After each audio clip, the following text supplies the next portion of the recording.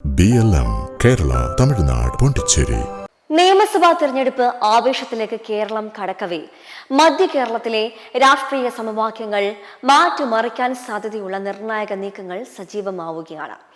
Seat വിഭജനത്തെ ചൊല്ലി UDFിൽ കോൺഗ്രസും PJ ജോസഫും തമ്മിലുള്ള തർക്കം രൂക്ഷമായതോടെ ജോസഫ് വിഭാഗം ഇടതു മുന്നണിയിലേക്ക് ചേക്കേറിയേക്കുമെന്നുള്ള സൂചനകളും ശക്തമായിരുന്നു.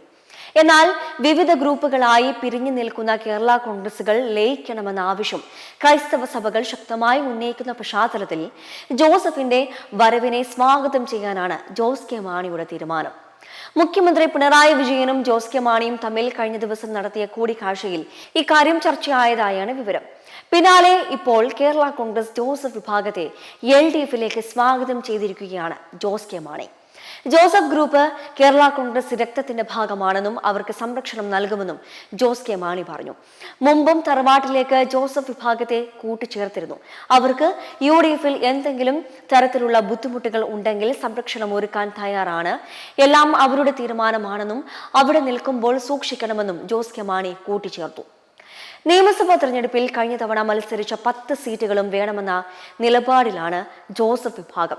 എന്നാൽ 2 സീറ്റിൽ മാത്രമാണ് വിജയസാധ്യതയെന്ന് ചൂണ്ടിക്കാട്ടി ഇതിനെ എതിർക്കുകയും പരാജയ സാധ്യതയുള്ള സീറ്റുകൾ കോൺഗ്രസ് ഏറ്റെടുക്കണമെന്നുള്ള നിലപാടിലാണ് UDF നേതൃത്വം. ഈ അതൃപ്തികൾക്കിടയിലാണ് ജോസഫ് വിഭാഗത്തെ ജോസ് കെ മാണി LDFിലേക്ക് ക്ഷണിച്ചത്. UDFിൽ 10 സീറ്റ് എന്ന ജോസഫിന്റെ ആവശ്യത്തിന്മേൽ കോൺഗ്രസ് കടുത്ത നിലപാടാണ് സ്വീകരിക്കുന്നത്.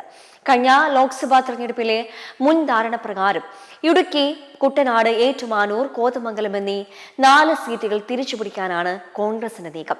ഈ മണ്ഡലങ്ങളിൽ കോൺഗ്രസ് സ്ഥാനാർത്ഥികൾക്കാണ് വിജയസാധ്യതയെന്ന് ഹൈക്കമാൻഡ് വിലയിരുത്തിയിരുന്നു. എന്നാൽ 10 സീറ്റുകളിലും മത്സരിക്കുമെന്ന നിലപാടിൽ ജോസഫ് ഗ്രൂപ്പ് ഉറച്ചു നിൽക്കുകയാണ്. ഏറ്റുമാനൂരിന് പകരം പൂഞ്ഞാർ എന്ന ഫോർമുല മുന്നോട്ട് വച്ചെങ്കിലും കോൺഗ്രസ് വഴങ്ങിയിട്ടില്ല. ഈ സാഹചര്യത്തിൽ UDFിൽ അർഹമായ പരിഗണന ലഭിക്കില്ല എന്ന് കണ്ടാൽ ഇടതു മുന്നണിയുമായി സഹകരിക്കാൻ ജോസഫ് തയ്യാറായേക്കും. തൊടുപുഴ ഉൾപ്പെടെയുള്ള മധ്യ കേരളത്തിലെ ശക്തി കേന്ദ്രങ്ങളിൽ ജോസഫിന്റെ സാന്നിധ്യം ഇടതുമുന്നണിക്ക് വലിയ കരുത്ത് പകരുമെന്നും CPM കണക്ക് കൂട്ടുന്നു. ജോസഫ് മുന്നണി വിട്ടാലും കുഴപ്പമില്ല എന്ന നിലപാടിലാണ് കോൺഗ്രസ് ഉള്ളത്. ജോസഫിനെ ഉൾക്കൊള്ളാൻ CPM തയ്യാറുമാണ്.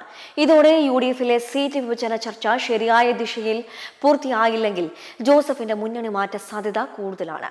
ജോസഫിന്റെ മകൻ അബുവിന് പോലും മത്സരിക്കാൻ സീറ്റില്ലാത്ത അവസ്ഥയിലേക്ക് കാര്യങ്ങൾ എത്തുന്നുണ്ട്. അബുവിന് ഉറച്ച സീറ്റുകളിൽ 1 കിട്ടിയാൽ 6 സീറ്റ് കൊണ്ട് ജോസഫ് വിഭാഗം തൃപ്തിപ്പെടും.